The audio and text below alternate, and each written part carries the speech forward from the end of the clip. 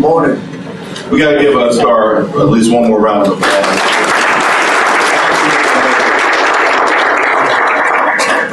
You know,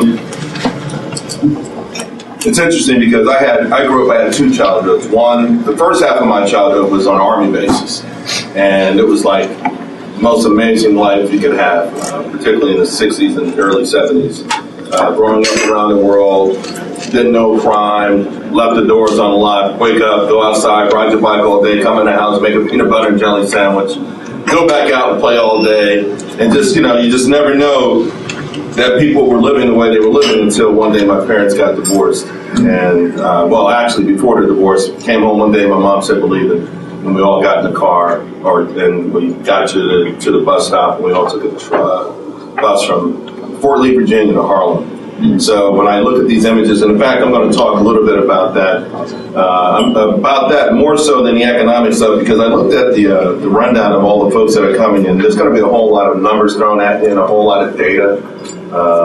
So I'll touch on some of that stuff too. But you know, for me as an analyst, when I analyze the stock market, I have a principle that begins first and foremost with peace, global peace. That's the foundation right there. Without global peace, you don't have global prosperity. And you can take it even to a macro level. So if neighborhoods don't have peace, they won't have any prosperity. If the world doesn't have peace, it won't have prosperity. And despite all the turmoil and the news that we hear, believe it or not, about 2 years ago was the most peaceful time in the history of this planet. Believe it or not, the most peaceful time. And that's why you've had, over the last decade and a half, 700 million to 1 billion people around the planet have joined the middle class. And that's one of the reasons we look at the world market. Now I got to wake up at 5 in the morning to see what China's doing. So it's good and it's bad because I'm not getting any sleep. But at least the world has done extraordinarily well. And again, the main part of that, the foundation of it all, is peace. Once you've got peace, you can have prosperity. And it goes for the planet, it goes for neighborhoods. 2 weeks ago, I went to a concert. I saw a Gladys Knight concert. Has anyone seen Gladys Knight lately? Oh my goodness, she is no joke. Unfortunately, the OJs are with her too. She made them look pretty bad, but it's okay. But here's what I thought was really ironic about it, right? So we went to the concert, and then this was 2 weeks ago. And then last week, one of my best friends, one of my oldest friends in the world, came by the house and we were talking. I mentioned to him that me and my wife, we'd gone to the show. He was like, golly, I wish you had told me. He says, because I've been playing one of her songs over and over every single day. Make Yours a Happy Home. It's from the movie Claudine. Right. And him and his wife have gone through some ups and downs. But, you know, for those who don't know, Claudine starred Diane Carroll and James Earl Jones. Came out in 1974. It came out maybe 2 months after we moved to Harlem, and it was actually filmed across the street from where we were staying.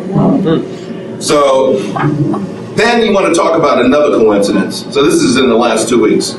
So this Sunday, I was doing a little work, getting ready for the week, and in my home office, a little bored, so I said, let me listen to some music. I go to YouTube. And I actually put on Houdini, the rap group. And then YouTube kind of, so I go back to work and YouTube, it just takes it from one song to another, sort of random. You don't know what's going to come up. All of a sudden, guess what comes up? The entire movie Claudine. And I'm saying to myself, this is really, really, really weird. Some kind of intervention, divine intervention. Why? So why do I say that? Because in my mind, the issues in that movie that were central to that movie in the lives of black people in America, that was 40 years ago, are still central today. I mean, it is really absolutely amazing in so many respects how little has changed. And it's heartbreaking even also, you know. In fact, to give you an example, I started watching a little bit of the movie. In the beginning, she's a maid working like in Riverdale, a little bit out, outside of the hood. And James Earl Jones is a garbage man, and he keeps hitting on her. And finally, she runs up to him and gives him her address. And when she gave him the address, I got choked up. Because that's where I lived. That's where I saw it all. That's where my life changed, because before then, life was easy. Before then, I was so naive, I thought when you moved into a place, it automatically came with heat and hot water. I didn't know that was optional. I didn't know you could actually go through a winter without heat. Or that you would have to climb over a bum or a wino or a drug addict to get to your house. I didn't know. I would witness murders, get beat up because I spoke like a white guy. I had no idea. So it took me right back to that moment. Now, in this movie, Claudine had 6 kids, all by different men. Of course, none of the guys decided to hang around and be fathers. And of course, Claudine, not unlike Star, had the game system, right? She had to maximize her welfare payments and food stamp payments. So that meant she couldn't even publicly have a boyfriend. You guys remember back in those days, they actually would come to the house and everybody was scrambling. You had to hide. You couldn't have an iron or a toaster, anything that looked new. Where'd you get that from? You know, you couldn't have anything. So anyway, Claudine, the kids, they all had a variety of emotions, especially, of course, the boys, because they never had a father around. They never knew how to be men as they were getting older. And of course, the welfare guy, people would come by, they would snoop by people's house. The system hasn't changed that much in terms of the welfare system and the welfare state in this country, except they don't snoop around your house anymore. In fact, they kind of green-lighted it, so if you want to shack up, that's fine. But it's certainly a lot more enticing to remain legally single, right, as opposed to getting married. For those on the lower end of the income spectrum, in fact, it's just really smart economics to stay single, shack up. Anything from earned income tax credit, food stamps, Medicare, even the new Obamacare rules encourage mothers to have kids out of wedlock. So STAR is all about policy and poverty and how to change these things. So again, when I got to Harlem, when we got there in 1974, the war on poverty, the official government war on poverty started by Lyndon Johnson, was only 9 years old. But by that time, it had already passed all of the budgets that they promised and didn't reach any of the targets that they said. In fact, poverty, by the time Lyndon Johnson started the Great Society and the war on poverty, the level of poverty in America in 1950 was 30%. By the time we started this war in 1966, it was down to 15%. Now, if you want to call it a success, maybe in 2006 it got to 12%, but right now it's back to 15%. So 40 years later, nothing. In fact, children in poverty in America at this very moment are 22%. That's your national average. For black kids, it's 39%. So it's not only policy that's backfiring, we're under the assumption that the goal has always been economic freedom rather than dependency, but I'm really for a long time I've doubted that. Not only that, though, you add to these policies the rhetoric, which not only greenlights the kind of behavior that dooms people, it seems in many instances it actually encourages it. Now, I'm talking about ignoring all the violence out there, blaming guns instead of the person that's pulling the trigger on guns, or blaming the NRA for different things, or blaming some little old lady at a Texas Tea Party rally for 9 people being slaughtered in Chicago over the Labor Day weekend. That kind of disconnect has done so much disservice to our community over the years. And in a backward way, it actually encourages the kind of actions that are destroying young lives.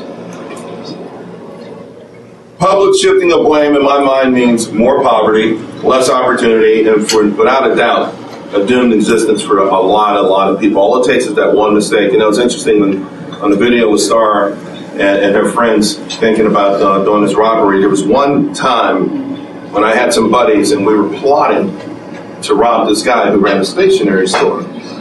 He was an older black man. He probably didn't have any money. The store was always empty. And we plotted for about 2 weeks. And, at the last minute, I backed out.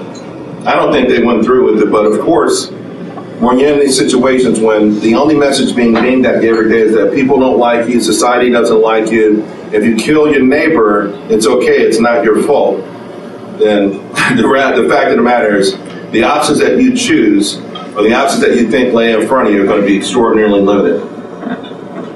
So, a lot of times it comes from the White House. Sometimes it comes from famous people. I watch TV, I listen to the radio, I see different people, and they always start off, gun violence killed 10 people this weekend. No, it was the people that killed 10 people this weekend. Again, it's saying it's not your fault if you were one of those kids that pulled the trigger. Now, the movie Claudine, it dealt with family, it dealt with welfare, it dealt with relationships. And it even dealt with accountability. It's a really interesting movie. I didn't finish watching it because my wife has never seen it, and I want her to watch it with me next time I do see it. One thing they didn't really talk about, or that I don't remember in the movie though, was the violence. And that's the one aspect to this whole thing. Again, that hasn't changed, but I think it's even more detrimental today than it was back then. The movie, again, it was filmed in Harlem, and at the time, in '74, I don't think there was a more dangerous place in America. There really wasn't. I remember Jet Magazine had an article, the most dangerous neighborhood in America, and it wasn't that far from where we lived, near a bowling alley, and I think that year more black men had died there than in Vietnam or something, some crazy stat. It was one of those things. So the 1970s Harlem was obviously associated with violence, crime, and despair. In fact, there was a time when the police were even afraid to go in. The ambulance, the service was so bad, and we would joke, but we were really serious too, that if we ever got shot, call me a cab. Don't call the ambulance. You would bleed to death waiting for an ambulance, okay? The violence there, it hit the peak in the 1980s. That's when crack was introduced, it's the stories of people killing their own grandmothers, the people that I knew personally that succumbed to it. And what's really amazing about the crack epidemic, and I've spoken to crack dealers, is the amount of smart people that got hooked on crack. I think everybody knows someone like, who? What? He? She? Absolutely amazing. Up until 10 years ago, I had friends who were dying from crack. And it's just, I had a kid who worked for me who died of a crack overdose. His father worked for me, and his son was sort of wayward, and he came by. He was a nice kid, though. His name was Maurice. And I said, Mom, I'll give you a job. And Mo started doing pretty good. Now, Mo's thing is he would come in real early and call all of the leads we had from overseas. And for whatever reason, he clicked. He started making good money. And I would notice, we'd get paid on Friday. By Tuesday, Mo was borrowing money from people. So Mo had his best week ever. Ever. He had a ton of money. I sent Mo an email. I said, Mo, let me hold half your check. It was Friday. I said, let me hold half of it. So he sends me an email back. Now I'm going to be okay. And I regret that moment the rest of my life because he died that night from a crack overdose. And maybe if I'd have held half the check, maybe if I would have forced him, maybe he would have lived. You never know, but it's something I got to live with because I think I should have forced him. I knew, my instincts knew. My instincts knew. I have family members who are crack addicts to this day. I have family members who are 50 years old who've never worked a day in their lives. Because you can do that in America. And I knew it, and I didn't stop him. So the havoc, the violence, and then just the way the way the killings are coming now, and the depravity of it all. The music. You listen to the music. My son is 18, and I don't tell him what to listen to. In fact, I like to listen to him with him, and it's beyond shocking. There's no way. How they always say the pendulum goes back and forth. There's no way it can go further. So I guess the good news is we'll be singing Good Ship Lollipop in 15 years. And that'll be the hit because it can't go no further. It just can't. It just cannot get any more vulgar. It cannot get any more ignorant. It just can't go. That's it. The red part of any kind of gauge, this is past the red part. The red part is up where the gauge is here. It just can't. So maybe the pendulum will come back and, we'll be like, oh man, that Shirley Temple thing was the bomb. Because right now, it's scary.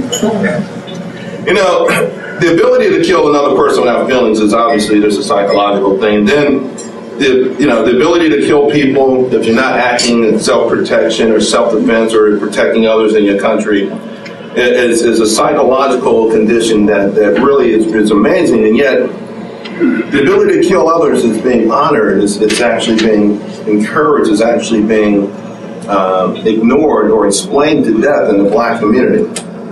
And again, it's not about guns. In many respects, it's about a sort of self-hatred, if you will. And it's got to be called out. It can no longer be protected. It can no longer be coddled. Again, when it comes to economics, I don't care what you're talking about. They can talk about the Fed all day long. They can talk about stimulus all day long. They can talk about job creation all day long. Without that ultimate foundation of peace, there is no prosperity. So again, when I look back, when we first moved to New York, I had never seen it. I had never seen that kind of raw anger before. That kind of, where a simple disagreement could become a life and death battle. I mean, really, right in the middle of the street, a life and death battle. So it's not about guns. It's not about that. It's about the mentality that when people have influence and power, unfortunately, so few in our community are doing anything about it. In fact, they're doing the exact opposite. They keep looking the other way and they keep making excuses. And it gets worse and worse and worse. I mean, I had a couple of fights growing up, and I remember, and it was never a big deal, but when I moved to Harlem, golly, I was having fights. I had a fight with a dude like 45 minutes, like nobody broke up the fight. We started fighting on 143rd Street, and we finished on 145th Street. I didn't know how we got there. Like, we just been punching each other for an hour, and adults coming out, what's going on? Oh man, yeah, I got my man. It's gotten worse. It hasn't gotten better, it's gotten worse. My son was listening to a song the other day, and the guy said something. I said, what does he mean? He says that they won't catch me, they won't kill me at the stoplight. They won't catch me at the stoplight. Of course, Biggie said the same thing. He said, I bet you Biggie won't slip. Well, he'll get caught at the stoplight, whoever this dude is. So this is happening almost every single day on an hourly basis, and it's really, it's a problem. So the big question is, how do we save the community and in the process save America? Because this is not a black issue. It's not just about Chicago or big cities. It's about America and the future of America. So it brings me to the notion of leadership. Now, again, I grew up on a military basis, and before we moved to Harlem, I understood discipline. I understood rules. When you have a father in the military, it's pretty cut and dry. Unfortunately, because when I was growing up, we only had 3 stations, right? So you waited 3 or 4 years for that new James Bond movie to come on regular TV, and that bad boy's on, and you're feeling good. My pop, he walked right by the TV. All right, hey, fellas, good night. Me and my brothers would look at each other. Okay, time to go to bed. No negotiating there. Yeah, no smartphone to sneak into the bed and watch the rest of it, right? Now, my pop was pretty rough. I remember my father used to cut our hair. And we know he was going to cut our hair because he would set up like his little barber shop next to the washing machine. And somebody would always say, Daddy, get ready to cut our hair. Oh, boy. We had Afro Sheen water. I mean, I'd be combing my hair left, right. I swear it wasn't no naps. As soon as I sit down, my pop would find so many naps, like pop, pop, pop, pop. And I'm just sitting there, tears coming down my face. He's just minding naps. Pop, pop, pop. All over the place. Before that, I swear, if you told me, you got any naps? No way. I didn't comb this bad boy every way I could. So we knew about discipline. All right, we knew about rules. One time I made some noise in a movie theater during the national anthem. They actually kicked me out of the movie theater. Again, this was an Army base. You don't play around with that kind of stuff. So I had to call my father. Golly, that was tough. And ask him to come pick me up 2 hours early. And again, so I grew up in that environment. I also played a lot of team sports and listened to the coach espouse virtue and rules and teamwork and that kind of stuff. So there were examples of leadership. To be quite honest with you, I didn't learn about true, honest to goodness leadership until I moved to Harlem. And in my first year there, I witnessed 2 types of leadership. First was a kid named Tata. Tata was around 12 or 13, real skinny kid. Scared the heck out of everybody. He ruled. I mean, this boy he ruled everyone, like even kids who were a lot older than him. He was a tyrant. And the guy was absolutely a tyrant. In fact, me and my buddy Mo, who came by the house the other day, we were laughing so hard over the weekend, like, how the heck did he do that? But he really did, in part because him and his boys, they were rough. They were skinny, but they hurt people. They physically hurt people. And I was this happy-go-lucky kid, and I sounded like a white guy, and I wore the wrong clothes, and so I got beat up a lot when we first moved there, like every day. And the last thing I wanted to do was take on Tata, so I just kind of hung around and watched this whole thing. And again, he controlled the neighborhood through sheer intimidation and violence. And they would hurt people. And so that was my first hand view of leadership via fear and physical intimidation and reprisal. It was my first time of ever understanding how the aura of violence and harm could control people, masses of people. Now, at the same time, there was a not-for-profit organization on the block, and it's being run by a guy named Brother John. It's called Operation Helping Hand. And it was one of those places that kids could go to. You know, you go there after school, they help you with your homework and all that kind of stuff. They just gave you all kinds of pointers on life. I really loved it there. It was, you know, they helped you again if you had homework, you had family issues. It was really, really good. And it was a good place to hide out too, you know. And Brother John was amazing. You know, he would walk around the block, you know, say he saw a couple of kids fighting, what he would normally do, because this is still, you know, Harlem in the 1970s, so you just can't break up the fight. Normally what he would do is take them to the Operation Helping Hand, and behind the building is a brownstone. He would let them duke them out, but he'd put gloves on. So you duke it out a couple of rounds, and then get it out of the system, so to speak, then sit down and talk about it. You know, what happened? How did this happen? What led to this? And again, I thought it was absolutely fascinating to see him do this, you know.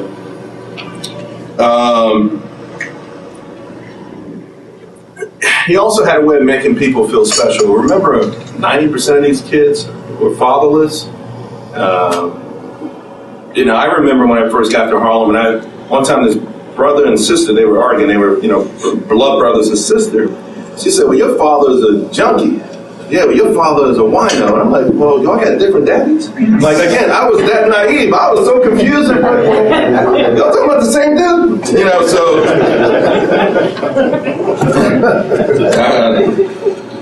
you know,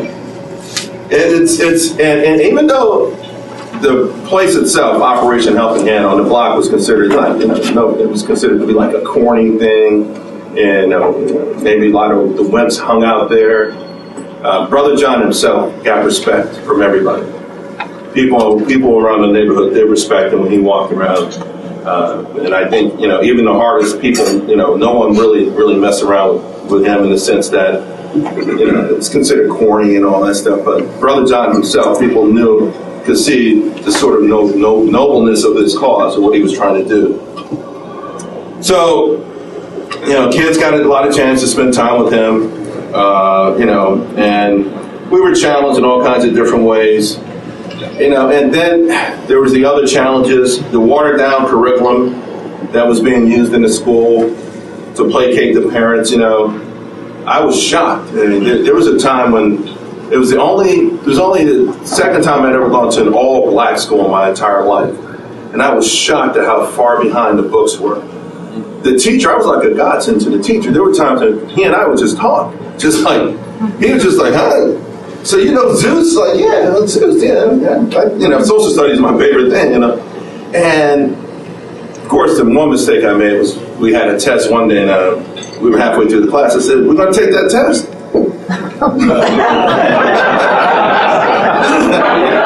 They gave me that look. Woo, I ran home that day. I was running out them cheap sneakers, boy. You know them cheap hard sneakers that didn't bend? Woo, I was wearing them bad boys out. I'm going to tell you right now. I was like, yeah, I studied. I was ready to take the test. I was confused. They looked at me like, yeah, well, all right.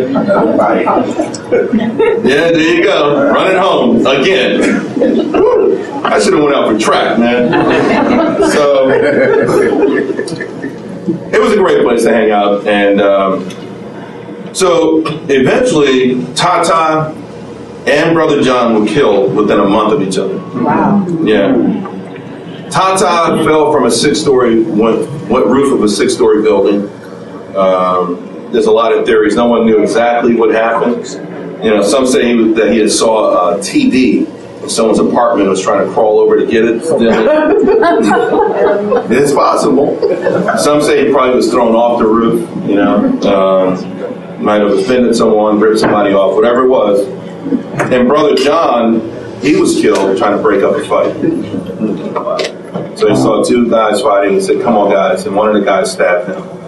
So Brother John was killed that way. But what both these guys had in common was the ability to get people in a hostile environment to follow their lead. Of course, they had two different techniques for doing it, but I was able to watch that and see and understand what the types of leadership there were out there. And that brings us back to the big challenge that we have today. You know, the leadership to change or lead people who live in very hostile, hopeless situations. You know, tough love, real love. You know, people are drowning, and it's one of these things where I think it's got to begin without this sort of fake war against the NRA and this fake war against guns and this fake war against inanimate objects and these enemies that, you know, believe it or not, the average person in a Tea Party doesn't wake up and say, "How can I ruin the life of a kid in Chicago?" Most of them waking up wondering how they could pay their rent. You know. So the victimization game, though, has never been played at a higher level than it's been played right now. And I actually thought that would have been the main thing that would have changed with the election of President Obama. But I got to tell you, and I get the emails and stuff from the NAACP and others, and you know, the window of opportunity, unfortunately, now is starting to shut. But those emails didn't change. Those emails still told me I was being victimized in this country. Those emails still suggested I was being hunted down, that I was being lynched, that I had no opportunities. Those emails didn't say the election of the first black president in America underscores the amazing advancements that we've made in this country and how far we can go. Those emails never said that. Those emails never say that. And so the victimization thing is still being sold, and the result is we've got a full-scale actual war of blacks against blacks. And, you know, this whole other thing about social justice, driving things, this whole other thing about climate change, higher minimum wage, it's just not going to work. More recently, I'm really concerned about things like Black Lives Matter. Started by a guy from East Central Europe, George Soros, who's never had much love for the West. He bankrupted the pound once. His motives are very, very worrisome, very, very scary. It's one of these things where we keep hearing that the thing is more government involvement in our lives. More government involvement to protect us from all of those people around the corner that want to continue to hold us back. So again, here we are, 50 years from the war on poverty. And it's interesting because all of the solutions that I'm hearing now were part of that original thing, right? Elementary and Secondary School Act, the Voting Rights Act, Medicare, pollution and water controls. This is all the things that we're hearing right now. It's the same playbook. Maybe it gets you elected, but it doesn't do anything or hasn't done anything to change anyone's lives, not our lives. And all it's done was take further accountability from the person. So somehow we've got to find a way to, in this country, to demand a lot more from ourselves and from each other and the person in the mirror. Somehow it's got to be told that that's the only way to get this thing fixed. That's the only way we're going to ever really, really do it. And here's the thing. Everybody's got these God-given abilities. Let's learn how to use them. You can't learn how to use them if you're born on welfare and you die on welfare. You'll never, that kernel that's sitting inside of you, you'll never foster it, you'll never grow it, you'll never make it into something amazing. Americans being paid not to work. Immigration's like the top issue now in the election. It would be a non-issue. You know, in Alabama a couple of years ago, they enacted the toughest immigration law in the country. The next day, the factories were closed. Not because they were closed, they didn't have any workers. Yes. Now, my mother lives in Alabama. I've been there a lot. I get on a bike, I drive around, I see a porch, and there's 37 people listening to a boombox. They don't have to work. If you pay people not to work, you get an illegal immigration problem. Someone's got to take those jobs. So this great welfare society, this great utopia that we have, has backfired tremendously. We've got to figure out a way to be honest about everything that we're doing, honest about ourselves. And I just wanted to say, we know the solution as far as the clergy in the room. You got to, Brother John is the example. You got to take it to the street. You The answer we know is God. And I will say one thing, if you ever get a chance to see the movie Claudine, at the very end, as the credits are rolling up, there's a kid on a bicycle. Skinny kid, looks really happy-go-lucky. That was Tata. Thanks a lot. God bless.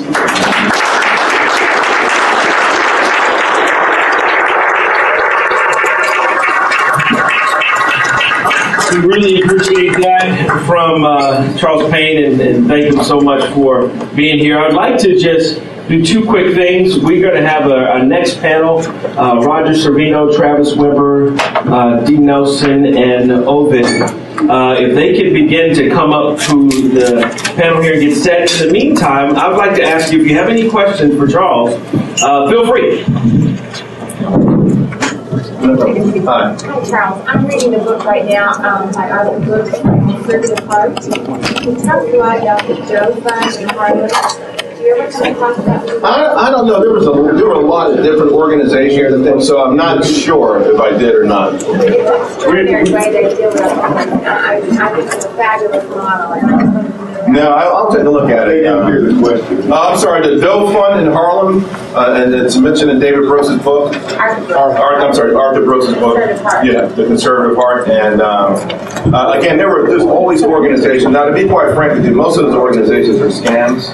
I mean, most of them, they really are. It's not saying this is, but I'm saying the ones that have been, sort of established by the government, they seated with their friends, and I went through a few of them as a kid. The Operation Helping Hand was great because of the people there, and that's what makes a difference often. So, how did they spell it? DOE. Like John Doe. John Doe. It does. It sounds very familiar. Yeah. It really does sound very familiar. Yes, sir. Yes, I was looking for answers, and I'm calling all these great stories like yours. How much of a difference do you think your early upbringing with your military father and all that is? Can you point to that as a thing? Yeah, there's no doubt. There's absolutely no doubt that made the difference. I was lucky enough that when we lived in Harlem, even though I was in Harlem, and I always felt like I wasn't going to be there forever. In fact, one day it was my turn to do the laundry. So, I would pack all the clothes and go down to the laundromat, and, for 3 boys, it's a lot of laundry. And I was like one of the last people there that night. And there's this guy there, I think he was from Guatemala or something like that, cleaning up the laundromat. And some kid must have been there earlier and ripped apart a doll. And he was putting the doll together. So that night we were eating dinner, but I couldn't eat. My mother said, "What's wrong?" And I started to tell her the story. And it hurt me so much I started to cry that a grown man was so poor, he had to take a broken doll. But the joy that he could give this to his daughter, it blew my mind. So even as a young teenager, I felt sorry for the people. I feel sorry for my neighbors. I'm in the same boat, but I never felt like I would be there forever. And there's no doubt that early upbringing and being able to see different parts of the world. We lived in Okinawa, Japan. I had Japanese friends, and that made a huge difference for us. So you knew there was another world. Right. Yes, sir. I enjoy you immensely. I've watched you for years, and to sit and hear you today is a blessing. Thank you. I was especially struck by your comments on the emails that you continue to receive from the NAACP and other groups, whereas you would think that there would be some joy, there would be some acknowledgement that a shift has taken place, and nothing. What are your thoughts on those of us in this room, in our spreading the good news about our country? Because I still think that America is the best place for America to live, especially for African Americans. But what are your thoughts on that? I think the left, particularly progressive, have already showed us a template. You stay in people's faces 24/7 and you preach the message any way you can all day long. In this particular case, it should be not just hope, but actual results. President Obama, whether you like him or not, he gave black kids a template on how to achieve it. Okay, go to school, get an education, and then become anything you want, even President of the United States. It's a pretty simple template. And then always showing examples, always talking of different examples. Because one of the things I have learned from listening to my son's music, that changed a lot for black people. We're not singing about, oh Lord, please have the white man come and give me a few crumbs. These young brothers are saying, I want to own a Gold 5. Which is good. I have nothing against that luxury I rap. But my problem with them is that they think there are only 2 lanes to get it. Yeah. So if you want to get from here to here, I'm proud of you, brother. Good. You deserve a Gold 5 if you want a Gold 5. But there are more than just 2 ways, rapping and dunking. Now we can take the message and spread it out this way on the different avenues. Take out the vulgarity. I love it. I want every kid in a poor neighborhood to think that one day they can have a Gold 5. That's a beautiful thing because in America they could. They could. Anybody in this country born today can get a Gold 5. Anyone. But everyone can't get it on the same lane. It's too crowded. It's too crowded.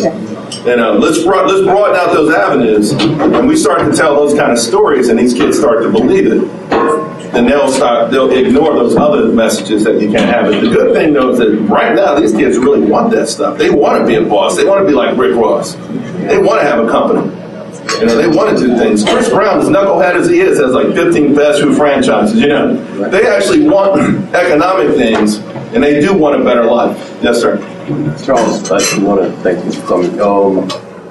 If you were in our shoes as a local pastor, where would you begin? The problem is so big. Where do you begin? I got to get outside the church. I know. Yeah. Where do you begin? You said take it to the streets. I've taken it to the streets, gone to schools, gone to the parks. Just. What's the message? What do you bring it down? I think the message is that, again, this particular generation wants certain things that other generations didn't even dream of. My father was one of the most intelligent people I've met, but never would he dream of going outside of being in the Army and then working in the post office. That was his game plan to make it in life. So I think the idea is to somehow hijack what they rap about all day long, and then explain to them how it could be done in different ways. So we know what you want. We know what you want. You want to be the boss. Great.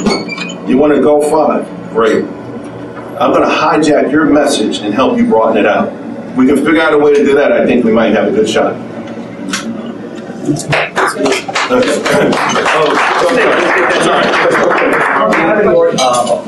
Any particular organizations that either you are over and or you support that kind of gives a template in the economic report?